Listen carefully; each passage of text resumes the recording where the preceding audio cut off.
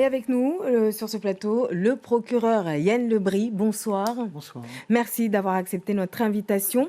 Avant de parler de l'activité pénale et de la délinquance en général, je voulais d'ailleurs revenir avec vous sur ce meurtre lundi à Cavanim-Sapere. 6 personnes interpellées, déférées ce jeudi au tribunal. Quel sort leur a réservé la justice? Alors, quand je suis parti du tribunal tout à l'heure pour venir à votre invitation, la situation pénale des personnes déférées n'était pas encore arrêtée. 6 personnes ont donc été présentées cet après-midi devant le juge d'instruction dans le cadre d'une ouverture d'informations criminelles. Des informations que j'ai à ce stade, 2 ont été placées sous le statut de témoins assistés.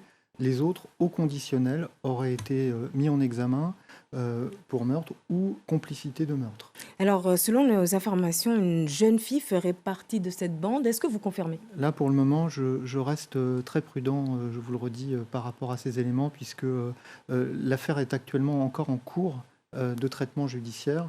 Et je ne veux surtout pas aller plus avant, puisque je ne sais pas quelle va être avec certitude leur situation pénale, est-ce qu'ils vont être mis en examen ou pas, et surtout s'ils vont être placés sous contrôle judiciaire ou pour l'un ou plusieurs d'entre eux dans le cadre du placé en détention provisoire. On l'a compris. Alors, cette délinquance en hausse est-elle justement, comme je le demandais tout à l'heure dans les titres, ressentie au niveau de l'activité pénale depuis un an? Et si oui, de quelle manière? Oui, alors elle est effectivement ressentie de manière automatique par dans le cadre de l'activité judiciaire, puisque l'activité judiciaire n'est finalement que le prolongement des constatations qui sont effectuées par les services de police et de gendarmerie, qui eux-mêmes, l'évolution de leur activité est liée à cette évolution de la délinquance.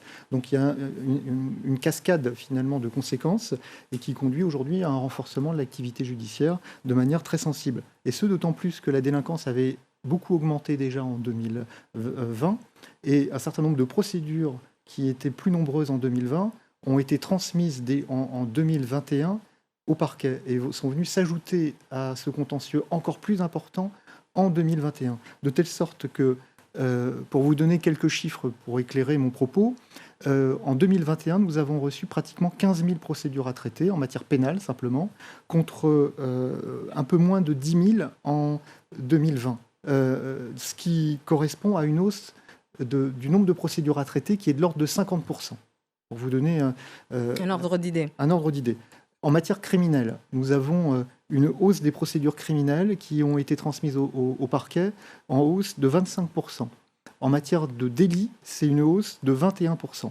Voilà quelques chiffres qui vous donnent un aperçu des conséquences de cette augmentation de la délinquance sur notre activité judiciaire. Et justement, est-ce que derrière, vous disposez suffisamment de bras finalement pour suivre cette cadence? Alors, on s'adapte.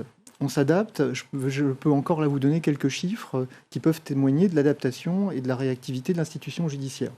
Le taux de réponse pénale en 2019 et en 2020 était un taux de réponse pénale qui était de l'ordre de 65%.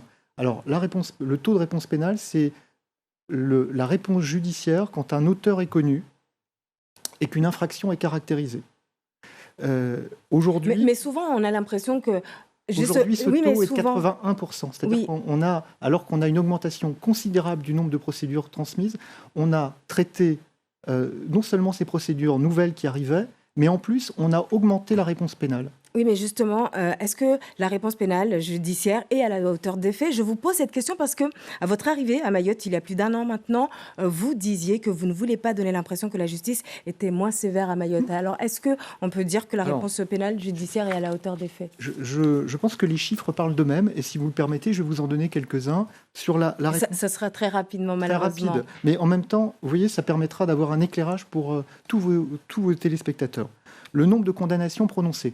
Ça, c'est important, est en augmentation de 30%, de 26,8% pour être exact. On est à presque 1800 condamnations prononcées.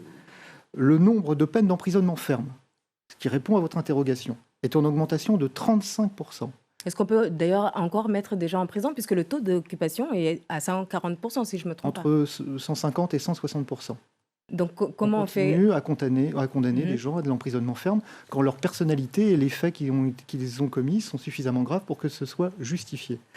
Le quantum des peines, c'est-à-dire la durée des peines d'emprisonnement ferme prononcées, est passé entre 2019 et 2021 de 7 mois d'emprisonnement ferme à presque 13 mois d'emprisonnement ferme. Donc, vous voyez, ces chiffres, ils permettent de constater qu'on a une augmentation très importante du nombre de condamnations, une augmentation très importante de la durée des peines prononcées et une augmentation très importante des peines d'emprisonnement ferme prononcées. Alors, et je suppose que cela va continuer pour cette année. Je ne sais pas si ça va continuer ou pas.